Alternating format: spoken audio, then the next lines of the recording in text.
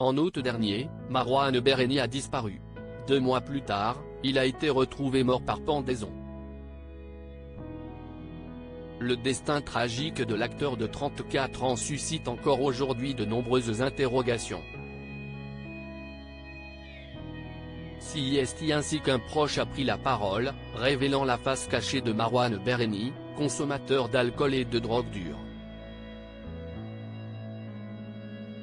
Après 2 mois de doute, de recherche et d'angoisse, les proches de Marouane Bereni ont pu faire leur deuil en octobre dernier, lorsque le corps retrouvé dans une maison à Corcelles en Beaujolais a bien été identifié comme étant celui de l'acteur de Plus belle la vie.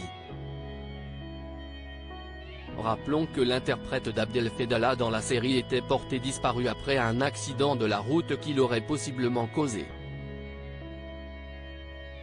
Il a finalement été retrouvé dans une ferme abandonnée du Rhône et s'est donné la mort par pendaison. Le 6 décembre 2023, plus d'un mois après ses obsèques, W9 diffusait un numéro de Que s'est-il vraiment passé?, dédié au destin tragique de Marouane Bereni. CIST ainsi qu'un proche a dépeint le portrait d'un jeune fêtard qualifié d'ingérable. Marouane Bereni, alcool, drogue dure.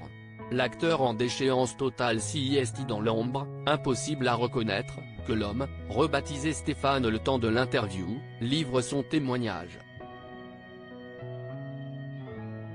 D'après lui, Marouane Bereni changeait du tout au coucher du soleil.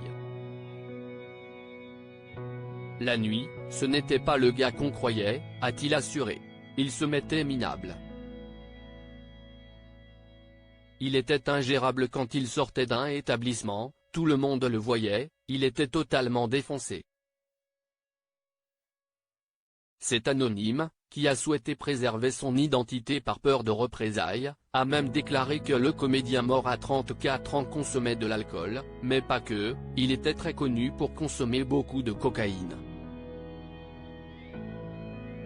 En bref, les sorties nocturnes de Marouane Bereni à Mâcon se résumaient à une défonce totale, une déchéance totale. L'autre visage de Marouane Bereni, toujours positif, une image qui dénote avec celle qu'ont d'autres proches de l'acteur. Pour beaucoup, le jeune brun était un homme joyeux, blagueur, la plupart du temps de bonne humeur. Il était toujours positif, a ainsi confié Daniel Méouchi, fondateur de l'association Objectif Atlantide dans laquelle l'acteur était engagé. Ses parents, qui avaient déjà pleuré la mort de leur premier fils sauvagement assassiné aux États-Unis en 2013, gardent alors en mémoire leur jeune garçon jovial, toujours souriant et prêt à déconner. Des souvenirs qui restent et auxquels ils s'accrochent malgré la douleur. Rappelons qu'ils peuvent compter sur la famille Plus belle la vie. En effet, une bonne partie de l'équipe, acteurs mais aussi techniciens, ont fait le déplacement pour l'incinération de la star.